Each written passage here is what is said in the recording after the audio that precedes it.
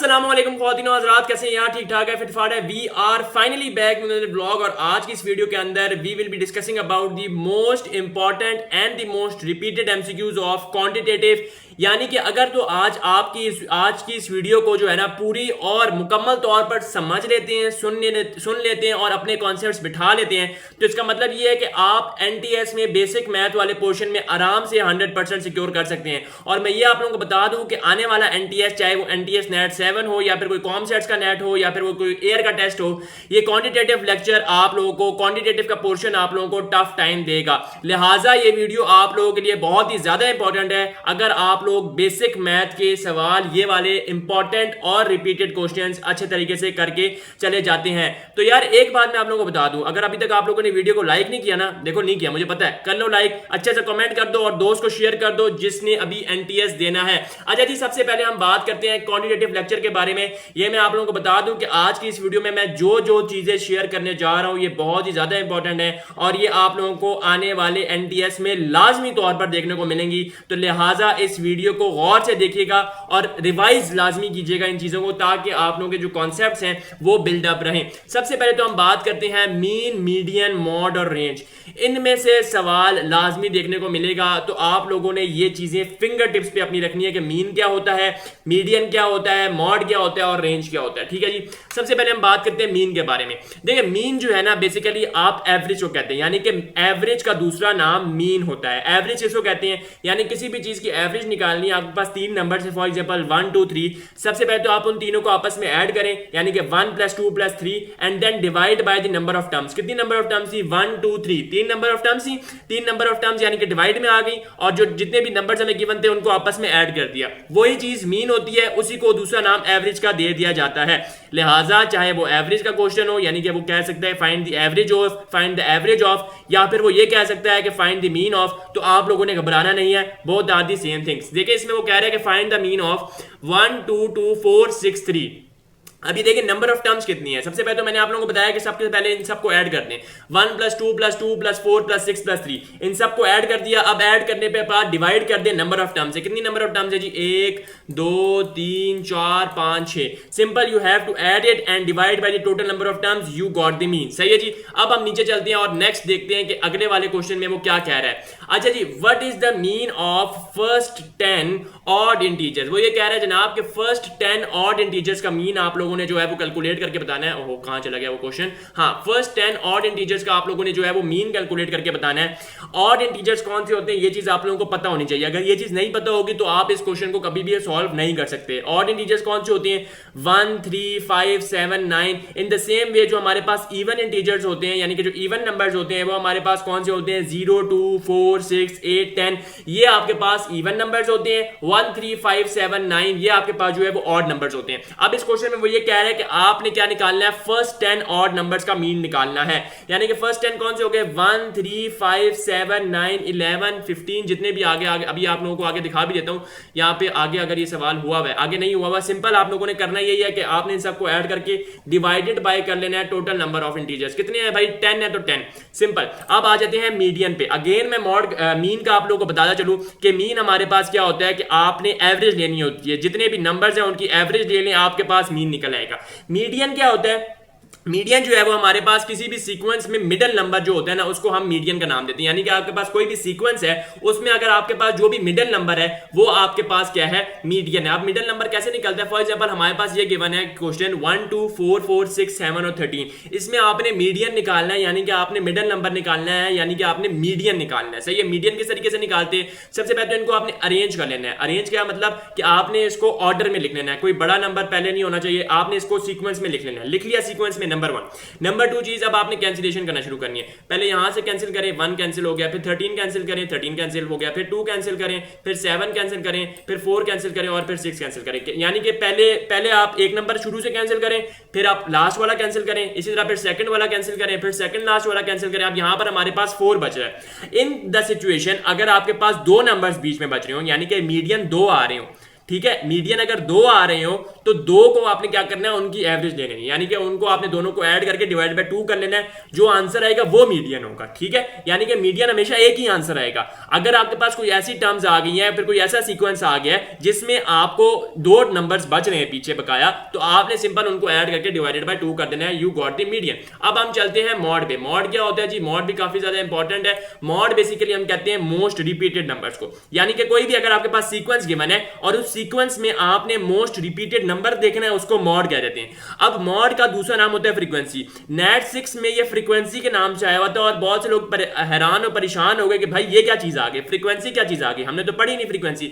तो मॉड का अभी पीछे हमने क्या पढ़ा, पीछे हमने पढ़ा मीडियन। मीडियन क्या होता है, मिडल वैल्यू। मीन क्या होता है, एवरेज। मॉड क्या होता है, मॉड हमारे पास होता है मोस्ट रिपीटेड वैल्यू, यानी कि आपकी फ्रीक्वेंसी ही को मॉड कहते हैं और मॉड को ही फ्रीक्वेंसी कहते हैं साइमल्टेनियसली, ठीक है जी। और मोस्ट रिपीटेड नंबर जो हमारे पास होता है वो हमारे पास होता है मॉड, सही है। अब वो कह रहा है फाइंड द मॉड ऑफ 1 2 2 4 6 3। अब इसमें देखें 1 2 2 4 6 3 है, तो आपके पास मोस्ट रिपीटेड नंबर कौन सा आ रहा है, यानी कि वो नंबर जो कि बहुत ज्यादा रिपीट हो रहा हो, एक से ज्यादा दफा रिपीट हो रहा हो, तो वो नंबर सिंपली 2 है। यानी कि 2 वो वाहिद नंबर है जो कि मॉड है, जो कि रिपीटेड वैल्यू है, और इसका दूसरा नाम क्या है, इसका दूसरा नाम हमारे पास फ्रीक्वेंसी हमें देखने को मिलता है। अब नेक्स्ट क्वेश्चन या नेक्स्ट एमसीक्यू देखें। नेक्स्ट एमसीक्यू में वो ये कह रहा है फाइंड द मॉड ऑफ 1 2 2 4 6 4, यानी कि हमने इसमें बताना है कि मोस्ट रिपीटेड नंबर कौन से, और हमारे पास ये सीक्वेंस हमें गिवन है, ठीक है जी। अब इसमें देखें 1 2 2 4 6 4, इसमें 2 नंबर्स रिपीट हो रहे हैं, एक से ज्यादा दफा आ रहे हैं, जो कि हमारे पास है 2, और दूसरा नंबर जो हमारे पास है वो है हमारे पास 4, ठीक है जी।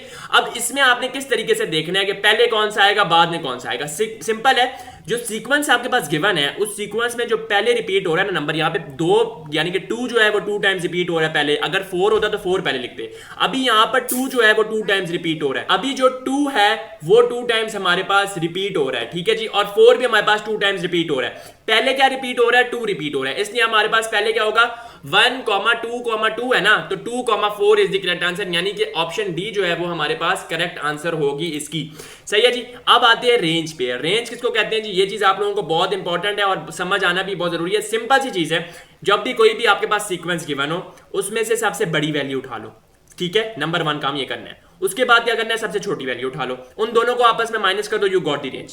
क्लियर है, यानी कि highest value minus lowest value. Highest value हमारे पास क्या है, यहाँ पर 6 is the highest value. Lowest value हमारे पास क्या है, यहाँ पर 1 इज द लोएस्ट वैल्यू। तो 6 - 1 5। जो भी सीक्वेंस गिवन होगा उसमें सबसे पहले हाईएस्ट वैल्यू लेनी है और हाईएस्ट वैल्यू और लोएस्ट वैल्यू को आपस में माइनस कर देना, आपके पास रेंज निकल आएगी। अब ये देखिए, ये आपके पास सीक्वेंस गिवन है, what is the range of 3 6 2 15 up to so on.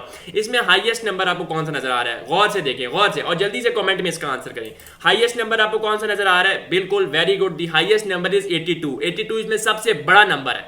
अब सबसे छोटा नंबर देखें इस सीक्वेंस में, क्योंकि रेंज निकालने का फॉर्मूला क्या है, highest value minus lowest value. Highest value तो हमें पता लग गया कि जनाब 82 जो है वो हमारे पास हाईएस्ट वैल्यू है। अब लोएस्ट वैल्यू हमारे पास क्या है, देखिए 1 इज द लोएस्ट वैल्यू। इस सीक्वेंस में सबसे छोटी वैल्यू कौन सी है, 1 है। हाईएस्ट वैल्यू कौन सी, 82 है।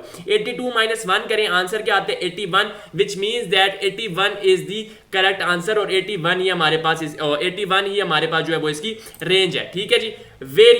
वेरिएंस का सवाल आप लोगों को देखने को मिलेगा आने वाले एनटीएस में भी। पिछले बार स्टैंडर्ड डेविएशन आया था, इस दफा वेरिएंस आने के बहुत ज्यादा चांसेस हैं। वेरिएंस या स्टैंडर्ड डेविएशन, इन दोनों में से कोई एक चीज लाजमी आएगी, तो लिहाजा इस चीज को बड़े गौर से समझे, ठीक है। वेरिएंस निकालनी है 2,8, 2,8 की। वेरिएंस निकालने के लिए सबसे पहला काम आप लोगों ने जो चुप करके कर लेना है वो ये कर लेना है कि आप लोगों ने एवरेज निकाल लेनी है। क्या निकाल लेनी है, आप लोगों ने एवरेज निकाल लेनी है। वेरिएंस है ना, वेरिएंस में आप लोगों ने सबसे पहले क्या काम करना है, you have to find the average. Average निकाल लो। किस तरह एवरेज निकलेगी जी, इन सबको ऐड करो, 2 + 8 + 2 + 8 divided by number of terms कितनी है, 4। यहां पर हमारे पास इसकी एवरेज आ जाएगी 20 divided by 4 which is equal to 5। ये आ गई एवरेज।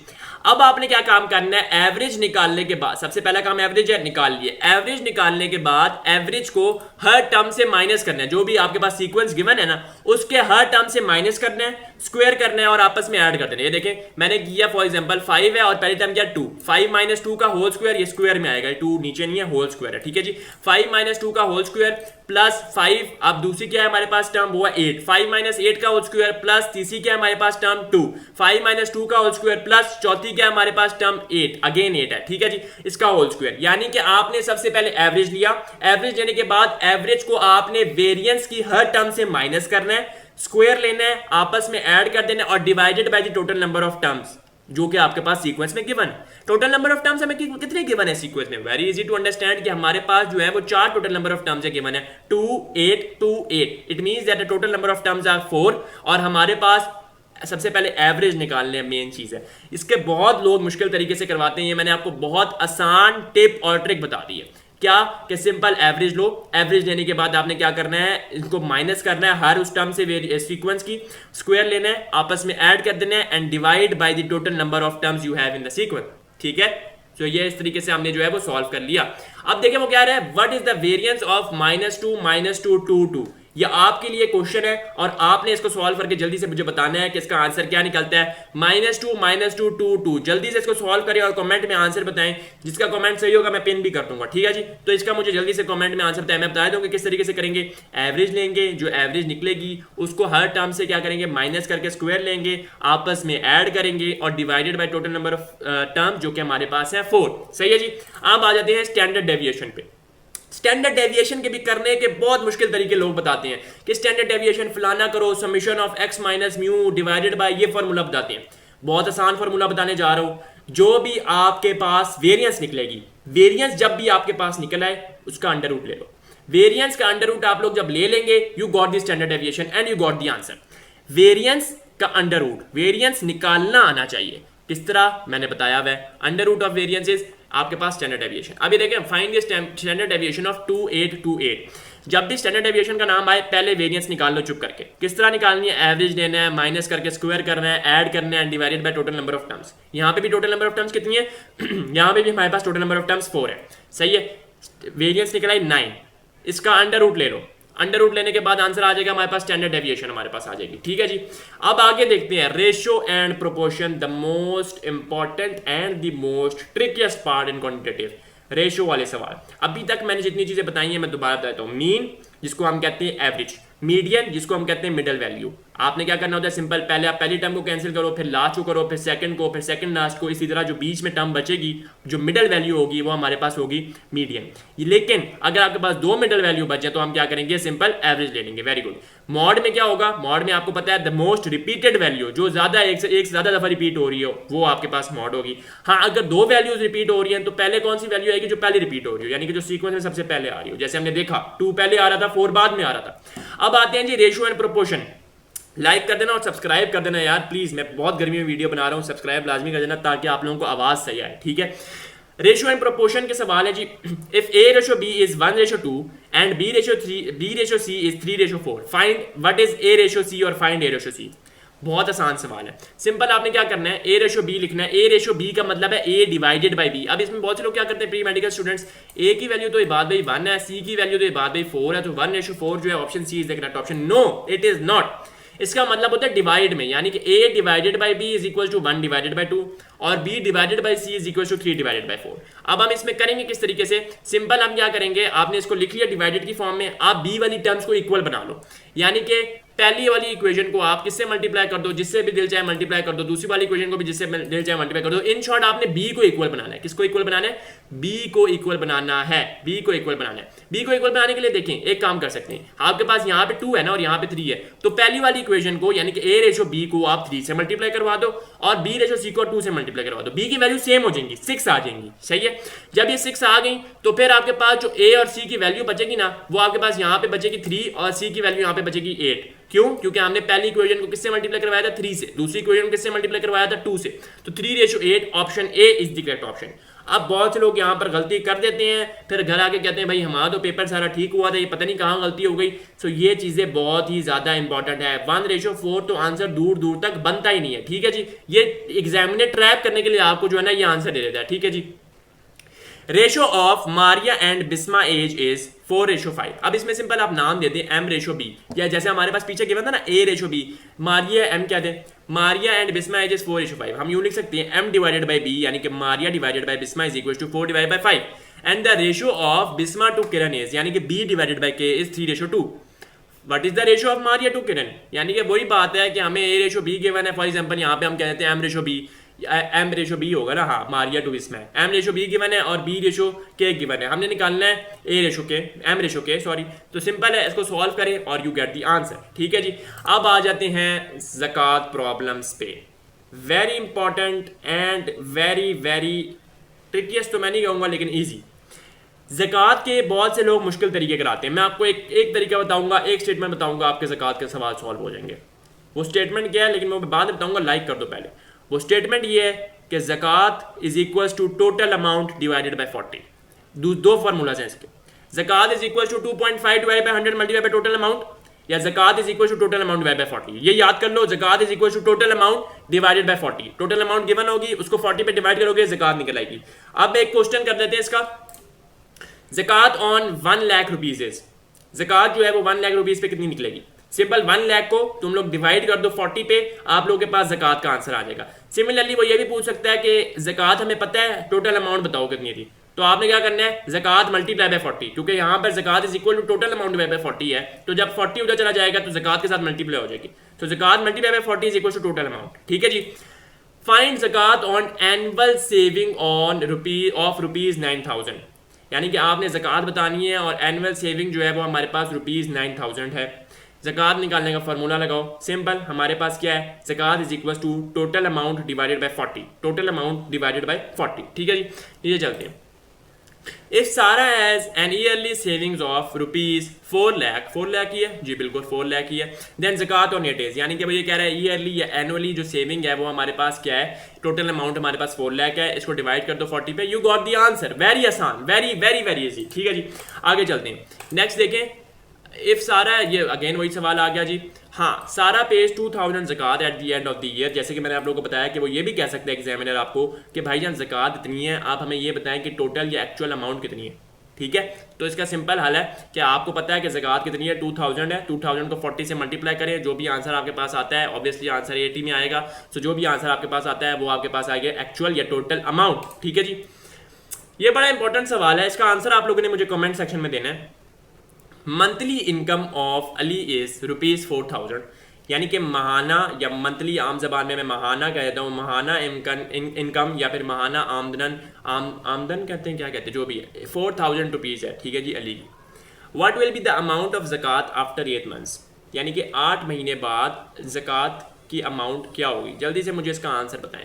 ऑप्शन 1 है 100, ऑप्शन 2 है 800, ऑप्शन सी है 32,000, या ऑप्शन डी है नन ऑफ दीज। जल्दी से मुझे इसका आंसर अभी से कमेंट सेक्शन में कर दें। बहुत से लोग इसमें भंड मार के आते हैं, मैं भी देखना चाहता हूँ कि क्या आप लोग भंड मारते हैं नहीं। अच्छा जी, खैर, इंपॉर्टेंट क्वेश्चन आ गया जी, इंपॉर्टेंट रिपीटेड क्वेश्चन है, और ये सवाल आप लोगों को देखने को मिलता भी है एनटीएस में कि स्क्वायर रूट निकालो, क्यूब रूट निकालो, things like this and that.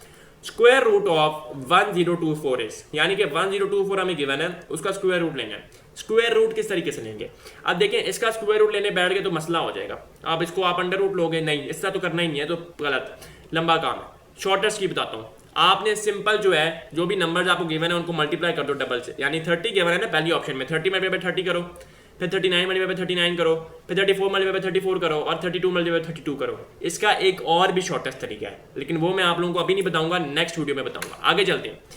100 square minus 99 square, ये सवाल बहुत आसान तरीके से हो जाता है, मैं आप लोगों को बताता हूँ कैसे।